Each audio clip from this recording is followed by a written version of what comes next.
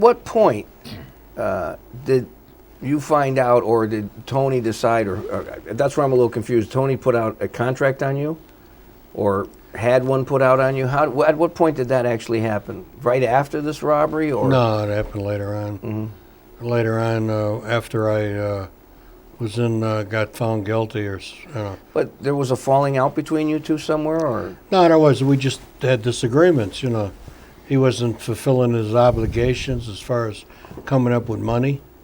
In other words, if you were in trouble, him being your boss, I was making everybody's mind. Right. He wasn't making nobody's mind. It was costing me tons of money. And so he wasn't coming up with anything? Not a penny. And so that's where the riff and the disagreement came in. He wanted me to get another lawyer. Besides the lawyer I had, I said, I can't fire this guy. Right. I says, it looked terrible. And hire Oscar? He wanted me to use Oscar. And I didn't want to use Oscar. Oscar Goodman. He wanted to use him as an advisor. I see. So I says, well, all right. So we got Oscar. I says, now how much is he going to want? And then he said, I don't know. You talk to him. So I talked to Oscar. He wanted $10,000 to be an advisor. Thought it was a waste of money. I see. So at what point did you, or how did you find out that your life was in danger? The head of the FBI come and told me.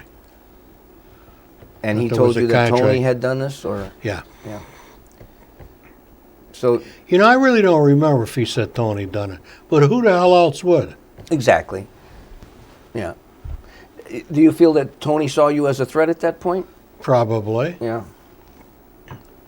So it wasn't anger then. It was probably just he was covering his aces, right? You bet he was, because he never got the okay to do certain things that we done in Vegas. Oh, I see. So there was things he didn't get the permission from the hierarchy to do. And he was concerned that you might let that out. Is that what you're saying? Interesting. So other than the arrest, how did you get involved with Frank? I mean, at the point you heard you were there was a hit or a contract out for you, you then decided to become a government witness. That's correct. Okay. And how did you then get involved somehow at this point, Dennis? The FBI organized crime supervisor at that time was Charlie Parsons.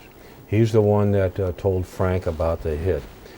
I worked for Charlie, and of course I was at that time the case agent on the Spilatro investigation, so it fell to me to continue the investigation and also to debrief Frank Cullotta. And we began that.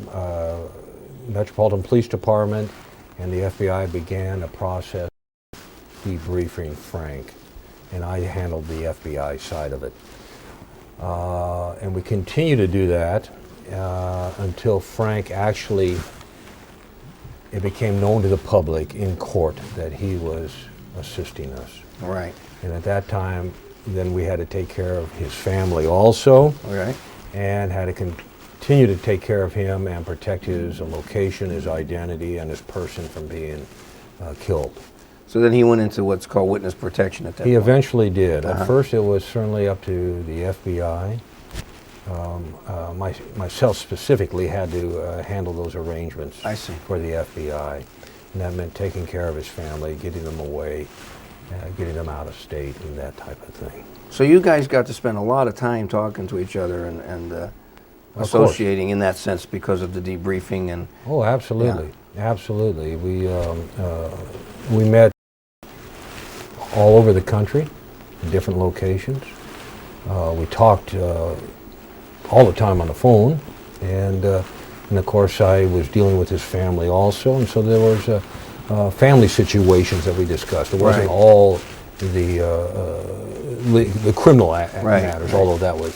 So you were handling his family and their safety, and as well as the criminal end of it. Absolutely. You moved around a lot, I would imagine, at that point. At the time I was locked up, probably 2 different locations, but I did move around when I met them. Right, so when they put you in witness protection, how much moving around did you do all over the place? Oh, when I was in the witness protection, that means you're out of the lockup. You don't have 2 witness protection. One is when you're inside. That's to keep other prisoners from hurting you, That's to keep you protected. They put you all in the same unit with each other, and everybody's looking to tell on everybody. So when you get out, you go into witness protection program, which you're in another state.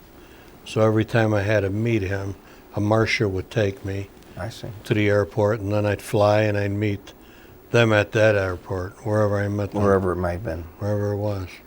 Did you have to move a lot, or did you stay in certain places for quite a while? Or I was think I it- moved about 4 times. I see. Wow. Was that difficult for you? Well, sure. I think it was more difficult for my family. Yeah, I would say. I was just going to say it's probably Yeah, difficult for your it family. was more difficult for my family than it was me. Yeah. Hard on your wife, I would imagine. Yeah, we sort of split up because of that, because of their safety. I start worrying about their safety Right, of course. when my granddaughter was born, because I didn't want, Right. the best way to do it. So now we shoot ahead many years.